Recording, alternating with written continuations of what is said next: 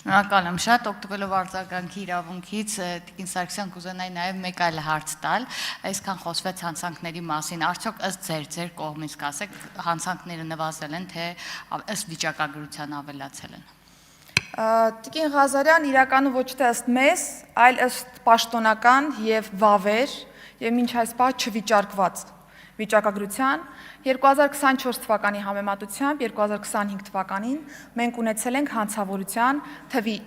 թվի նվազում 3.2%-ով։ Սա շատ կարևոր ցուցանիշ է, որովհետև մեր գործընկերները տարբեր հարթությունում այո կարող են խոսել որոշակի ամիսներին, որոշակի ինտենսիվության դեպքերի մասին, որոնք սակայն ընդհանուր պատկերում որևէ ձևով չեն բերել հանցավորության աճի, այլ հակառակը, մեր թիրախային քաղաքականության արդյունքում մենք արձանագրել ենք, որ հանցավորության տեմպերը նվազել են, եւ մենք ունենք 3.2% նվազում այս տեսանկյունից։ Ընդ որում մենք այս տարի աշխատել ենք նաեւ վիճակագրական մեթոդաբանության փոփոխության վրա, որպեսզի այն պատկերը, որը մենք ցույց ենք տալիս հանրությանը, դա լինի ռեալիստիկ, բնութագրի կոնկրետ տարվան, այլ ոչ ինչ-որ հավաքական թիվ լինի, եւ մենք չկարողանանք կողմնորոշվել կոնկրետ տարում ինչ է կատարվում, եւ քանի որ բռնություններից խոսվեց, կարճ ուղղակի ասեմ, որ մարդու դեմ ուղղված հանցագործությունների մասով եւս 2025 թվականի կտրվածքով ունեցել ենք նվազում։